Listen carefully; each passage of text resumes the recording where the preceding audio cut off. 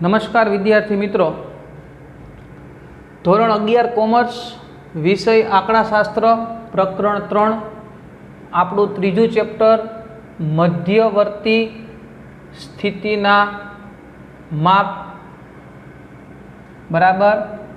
આપણે લાસ્ટ લેક્ચરમાં તમને ખ્યાલ હોય તો ચતુર્થક, દશાંશક અને શતાંશક એનો એક દાખલો અવર્ગીકૃત માહિતી માટે આપણે ગણેલો હતો। એ અવર્ગીકૃત માહિતી માટે આપણે ચતુર્થક, દશાંશક અને શતાંશક ગણેલા। આજે આપણે વર્ગીકૃત માહિતીમાં અસતત આવૃત્તિ વિતરણમાં ચતુર્થક, દશાંશક અને શતાંશક મેળવવા માટેનો પ્રયત્ન કરશું। આપણે માની લ્યો કે એણે તમને રકમમાં ત્રીજો દશાંશક શોધવાનું કીધું હોય તો ત્રીજો દશાંશક એટલે D3 થાય। તમને એણે ત્રીજો ચતુર્થક શોધવાનો કીધો છે તો ત્રીજો ચતુર્થક એટલે Q3 થાય। તમને એણે 60મો શતાંશક શોધવાનો કીધો છે, શતાંશક એટલે P, 60મો એટલે 60। એટલે આપણે આ પ્રશ્નમાં D3, Q3 અને P60 આ ત્રણ ચલ આપણે મેળવવાના છે એવું આપણે માની અને આગળ વધીએ છીએ। માની લ્યો કે આપણી રકમ આવા પ્રકારની છે।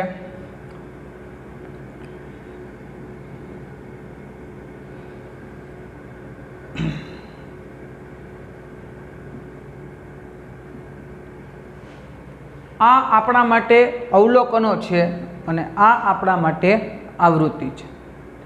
આપણે વર્ગીકૃત માહિતીમાં અસતત આવૃત્તિ વિતરણનો દાખલો ભણીએ છીએ તો એના માટે આપણે સૌથી પહેલાં CF જે છે સંચય આવૃત્તિ એની કોલમ ફરજિયાત બનાવવી પડશે।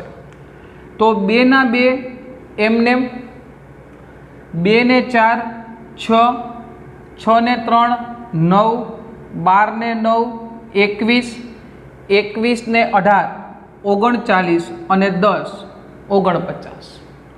અહીંયા તમે સામાન્ય રીતે કેલ્ક્યુલેટરનો ઉપયોગ કરી શકો છો અને આપણે કરવાનો જ છે। અહીંયા અવલોકનોને માટે આવૃત્તિ n બરાબર 49 આવૃત્તિઓનો સરવાળો, આ દરેકનો સરવાળો કરીએ એટલે n બરાબર કેટલા મળે છે? 49 આપણને મળે છે। હવે સૌથી પહેલાં આપણે D3 એટલે કે ત્રીજો દશાંશક શોધવાનો છે। ત્રીજો દશાંશક આપણે શોધીએ તો D3 એટલે ત્રીજું અવલોકન છે તો સહગુણકમાં આપણે 3 મૂકવા ફરજિયાત છે। n+1 દશાંશક છે એ કેટલાથી ભાંગે છે? 10થી ભાંગે છે। એટલે 3 કૌંસમાં n ની કિંમત કેટલી છે? 49। 49+1/10 એટલે 3 ગુણ્યા 49 ને 1 કેટલા થાય? 50 છેદમાં 10 છે। એક એક મીંડું ઉડી જાય, 3 5 15 એટલે 15મું અવલોકન CFમાં જોતા 15મું અવલોકન છે એ આપણે સંચય આવૃત્તિમાં ગોતવાનું છે। તો 15 છે એ 2માં સમાવેશ થાય તો કે ના, 6માં સમાવેશ થાય તો કે ના, 9માં સમાવેશ થાય તો કે ના, 21માં સમાવેશ થાય તો કે હા। 15 છે એ 21માં સમાય છે એટલે 21ની સામેનું અવલોકન કયું છે? 3। એટલે આપણા માટે D3 ની કિંમત છે એ વિદ્યાર્થી મિત્રો કેટલી થશે? તો કે 3। ઓકે, તો આ પહેલું ચલ D3 આપણને મળી ગયું। હવે આપણે શોધવાનું છે Q3। Q3 એટલે ત્રીજો ચતુર્થક। ચતુર્થક છે એ 4થી ભાગાકાર કરે છે। તો આ આપણું પહેલું ચલ હતું। હવે બીજું ચલ Q 3। Q3 માટે સૂત્ર 3 તો સહગુણકમાં મૂકવા જ પડશે કારણ કે ત્રીજો ચતુર્થક છે। n + 1 છેદમાં ચતુર્થક છે એ કેટલાથી ભાંગે? 4 થી ભાંગે। તો હવે વિચારીએ તો 3 n ની કિંમત 49 + 1 છેદમાં 4 એટલે 3 × 50 છેદમાં 4। 49 ને 1 50, 50 × 3 ભાંગ્યા 4। તો આપણે કેલ્ક્યુલેટર ઉપર 50 × 3 કરીએ, 50 × 3 ભાંગ્યા 4 એટલે 37.5 એટલે Q3 ની કિંમત 37.5 CF માં જોતા। તો 37.5 છે એ આપણે સંચય આવૃત્તિની કોલમમાં શોધવાના થાય। તો 37.5 છે એ ક્યાં સમાય? તો કે ડાયરેક્ટ 39માં સમાવેશ થાય, બાકી ક્યાંય તો 37.5નો સમાવેશ થતો નથી। એટલે 39માં સમાવેશ થાય તો 39ની સામેનું અવલોકન કયું છે? તો કે 4। એટલે આપણું ત્રીજો ચતુર્થક છે એ Q3 ની જે કિંમત છે એ કેટલી થશે? તો કે 4 થશે। હવે છેલ્લું ચલ જે આપણે મેળવવાનું છે એ છેલ્લું ચલ છે P60। P60 ની કિંમત આપણે મેળવવાની છે। આપણે સૂત્રમાં કિંમત મૂકીએ, P60 બરાબર 60 છે એટલે સહગુણકમાં 60 તો લેવા જ પડશે। n + 1 છેદમાં શતાંશક છે, શતાંશક છે એ કેટલાથી ભાગાકાર કરે? 100 થી ભાગાકાર કરે। એટલે અહીંયા આપણે છેદમાં કેટલા મૂકવા પડશે? 100। 60 કૌંસમાં n ની કિંમત 49 + 1 છેદમાં 100।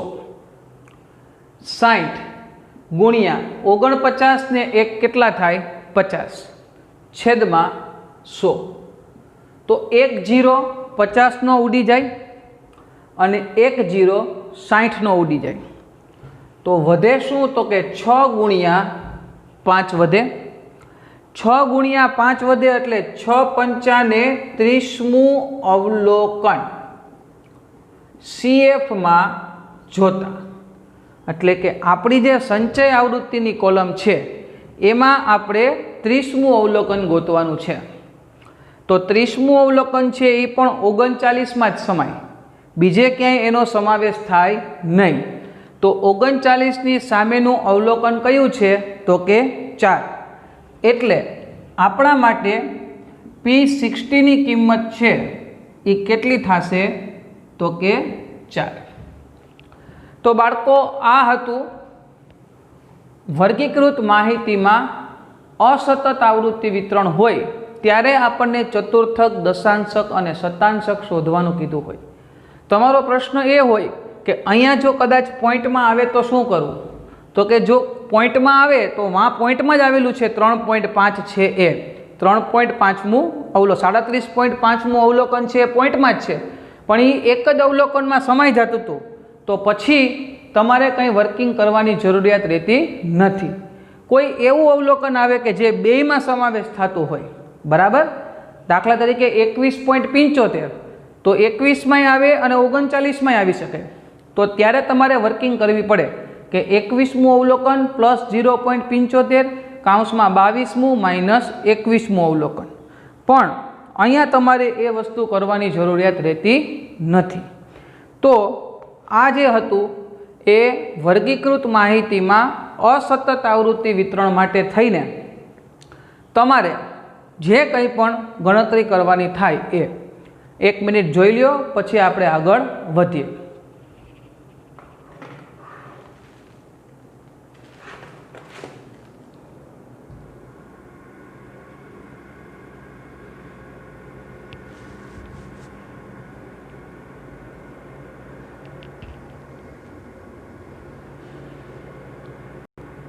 ઓકે, તો આપણે અવર્ગીકૃત માહિતી માટે ચતુર્થક, દશાંશક અને શતાંશક ભણ્યા।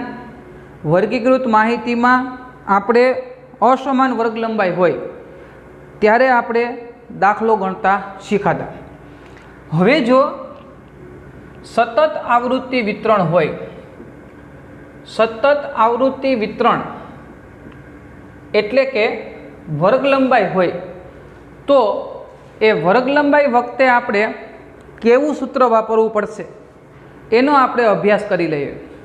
तो मैं जेम तमने असतत आवृत्ति वितरण में सूत्र बनावता शीखा, अवर्गीकृत माहिती में सूत्र बनावता शीखा, एवी ज रीते हूँ तमने सतत आवृत्ति वितरण में पण सूत्र बनावता शीखवाडुं छुं। खास ध्यान आपजो। मानी ल्यो के तमने पहेलो चतुर्थक शोधवानो कीधो होय तो प्रथम चतुर्थक एटले Q1 नी किंमत थाय।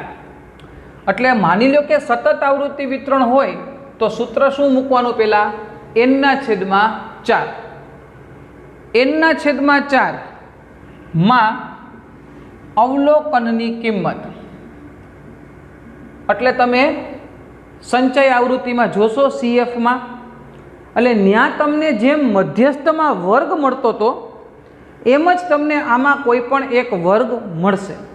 अहींया ध्यान आपजो, सूत्र में कई फेर नहीं पड़तो।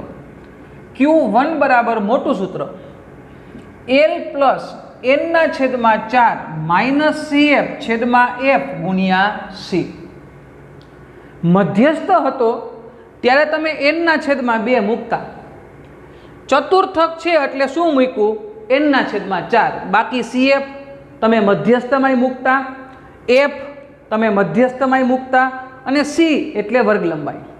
જેમ મધ્યસ્થમાં થાતું કે CF એટલે શું તો કે ઉપરની સંચય આવૃત્તિ, તો અહીંયા પણ CF એટલે શું થશે? ઉપરની સંચય આવૃત્તિ।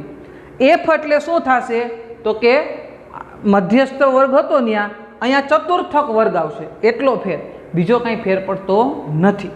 અને C એટલે શું થઈ જશે તો કે વર્ગ લંબાઈ। માની લ્યો કે આપણને Q3 શોધવાનો કીધો હોય, ત્રીજો ચતુર્થક શોધવાનો કીધો હોય તો શું થાય તો કે ત્રીજો ચતુર્થક છે એટલે સહગુણકમાં 3 તો મૂકીશું, 3 n/4 માં અવલોકનની કિંમત, રાઈટ। હવે એ આપણને CF માં સંચય આવૃત્તિમાં જોશું એટલે આપણને કોઈ પણ એક વર્ગ મળશે। એટલે જેવો વર્ગ મળે એટલે પાછું આની જેમ જ મોટું સૂત્ર લગાડવાનું। જોજો સૂત્ર કેમ બને। Q3 બરાબર L plus 3 n/4 minus CF છેદમાં F ગુણ્યા C।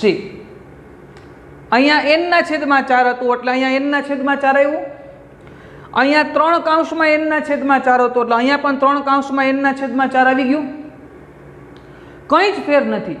જે ટૂંકા બાટે સૂત્ર મૂકો એ જ તમારે મોટા સૂત્રમાં ચલ બદલાવતું જવાનું છે।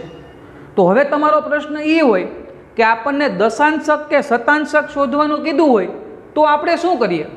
તો એનું સૂત્ર બનાવી દઈએ। માની લ્યો કે આપણને 7મો દશાંશક શોધવાનું કીધું છે, ઉદાહરણ તરીકે આપણે લઈએ તો 7મો દશાંશક જો આપણે શોધવાનો હોય તો 7મો દશાંશક એટલે D7 થાય કે ન થાય? હવે D7 છે એટલે 7 થી સહગુણકમાં મૂકવો જ પડશે। 7 તો n/છેદમાં દશાંશક છે કેટલાથી ભાંગે? 10 થી। માં અવલોકનની કિંમત શેમાં જોશું તો કે CF માં જોતા। પાકું? બસ તો હવે આનું મોટું સૂત્ર બનાવી નાખો। D7 બરાબર L પ્લસ આ જ ચલ નીચે મૂકો 7 n/10 માઇનસ CF છેદમાં F ગુણ્યા C। સમાન જ વસ્તુ થાય। CF એટલે ઉપરની સંચય આવૃત્તિ, F એટલે જે તે વર્ગની આવૃત્તિ અને C એટલે શું થઈ જાય તો કે વર્ગ લંબાઈ। હવે માની લ્યો કે આમાં આપણને શતાંશક શોધવાનો કીધો હોય। જો શતાંશક શોધવાનું કીધું હોય તો આપણે શું કરીએ? વિચારવું પડે ને। માની લ્યો કે આપણને 80મો શતાંશક શોધવાનું કીધું છે કે તમે મને દાખલામાં 80મો શતાંશક શોધી દો। તો 80મો શતાંશક શોધવાનું કીધું હોય તો આપણને કંઈ ફેર પડતો નથી. શતાંશક એટલે પી, 80મો એટલે પી 80. એટલે 80 કૌંસમાં n ના છેદમાં શતાંશક છે એ કેટલાથી ભાંગે? તો કે 100 થી ભાંગે. ઓકે, અહીંયા આપણે શું લખશું? માં અવલોકનની કિંમત CF માં જોતા. મળી ગઈ. હવે આ અવલોકનની કિંમત મળી જાય એટલે આનું મોટું સૂત્ર બનાવી નાખવાનું.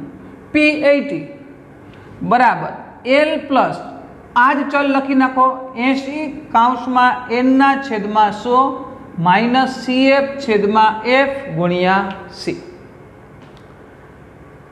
ચતુર્થક 4 થી ભાંગે, દશાંશક 10 થી ભાંગે, શતાંશક 100 થી ભાંગે.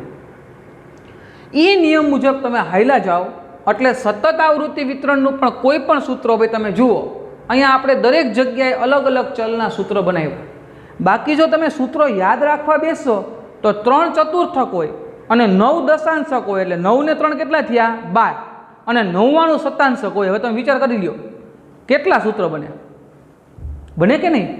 તો એટલા બધા સૂત્રો યાદ રાખવાની જરૂરિયાત નથી. આપણને સૂત્ર બનાવતા આવડી જવું જોઈએ કે પ્રથમ ચતુર્થક તો કે n ના છેદમાં 4, ત્રીજો ચતુર્થક તો કે 3 કૌંસમાં n ના છેદમાં 4, સાતમો દશાંશક તો કે આ. હવે માની લો કે ચોથો દશાંશક હોય તો અહીંયા શું લખાય? D4. અહીંયા શું આવે? 4 કૌંસમાં n ના છેદમાં 10. અહીંયા 80મો શતાંશક છે એના બદલે 40મો શતાંશક કહી દીધો હોય તો અહીંયા P80 છે એની જગ્યાએ શું આવી જાય? P40. 40 કૌંસમાં n ના છેદમાં 100. થાય કે નહીં? આવી રીતે તમને કોઈ પણ ચતુર્થક, કોઈ પણ દશાંશક કે કોઈ પણ શતાંશક તમને શોધવાનો કીધો હોય તમે તમારી જાતે સૂત્રો બનાવી અને તમે દાખલો ગણી શકો. એટલે સૂત્ર બનાવતા ખાસ આપણને આવડી જવું જોઈએ.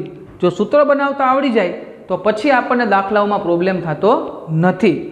તો આ આપણે સતત આવૃત્તિ વિતરણના સૂત્રો બનાવતા શીખી ગયા. બરાબર છે. હવે પછીના નેક્સ્ટ લેક્ચરમાં આ સતત આવૃત્તિ વિતરણ છે એના દાખલાઓ હું તમને ગણતા શીખડાવીશ. પણ એ પહેલાં તમારે આ સૂત્રો છે એ તમારી મેરે બનાવવાના છે. અહીંયા મેં D7 લીધું, તમે D4 લેજો, D3 લેજો, D9 લેજો. અહીંયા P80 લીધું, ત્યાં P40 લેજો, P30 લેજો, P90 લેજો, P55 લેજો. એનાથી કંઈ ફેર પડતો નથી. તમે ધારો એ રીતે, તમે તમારી રીતે મજા આવે એમ તમે સૂત્રો બનાવી શકો છો. તો આપણે 111 સૂત્ર યાદ રાખવાની જરૂર નથી. આપણે આપણી રીતે આ સૂત્રો બનાવતા શીખવાનું છે. તો બાળકો આવતા નેક્સ્ટ લેક્ચરમાં આપણે સતત આવૃત્તિ વિતરણના દાખલા જોઈશું. ત્યાં સુધીમાં તમે આ સૂત્રો કમ્પ્લીટ કરી નાખજો.